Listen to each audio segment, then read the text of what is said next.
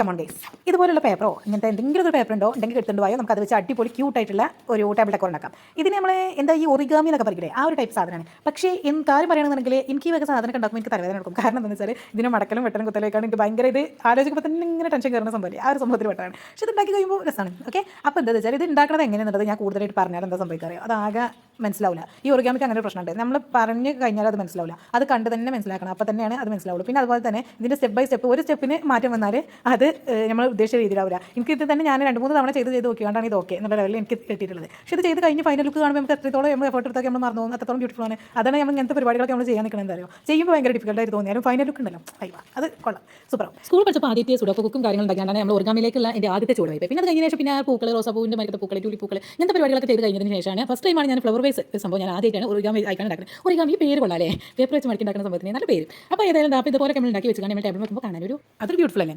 പിന്നെ ഞാൻ ഉണ്ടാക്കിയത് കാണുമ്പോൾ ഓൾ ആദ്യം ഉണ്ടാക്കിയതിനാണ് സംഭവം അടിപൊളിയിൽ കിട്ടിയാലോ നമ്മളെ കൊണ്ട് കഞ്ചു. പക്ഷേ ഇത് സംഭവത്തിൽ എന്താ വെച്ചാൽ ആദ്യം ഞാൻ ഉണ്ടാക്കിയത് ഇതിൻ്റെ ട്യൂട്ടോറിയൽ കറക്റ്റ് നോക്കിയാണ്. അപ്പോൾ അത് ഉണ്ടാക്കിയപ്പോൾ ഏകദേശം ഓക്കെ ആയി. പിന്നെ ഞാൻ രണ്ടാമത് ഒന്ന് കാണാതെ ഉണ്ടാക്കി നോക്കി, പാളിപ്പോയി. വീണ്ടും ഉണ്ടാക്കിയതിന് ശേഷം ലാസ്റ്റ് ഉണ്ടാക്കിയവരെ പാളിപ്പോയിട്ടാണ് അത് ഫൈനൽ ലുക്ക് ആയിട്ടുള്ളത്.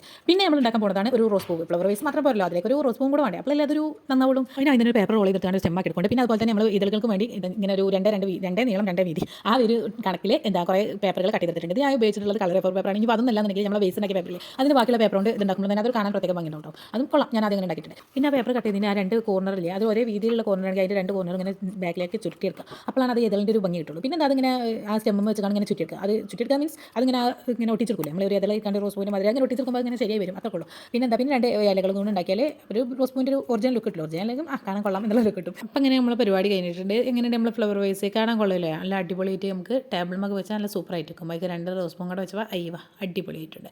അപ്പോൾ വീഡിയോ ഇഷ്ടപ്പെട്ടാൽ ലൈക്ക് ചെയ്യുക, അഭിപ്രായങ്ങൾ കമൻറ്റ് ചെയ്യുക, സബ്സ്ക്രൈബ് ചെയ്ത് സപ്പോർട്ട് ചെയ്യാൻ മറക്കല്ലേ.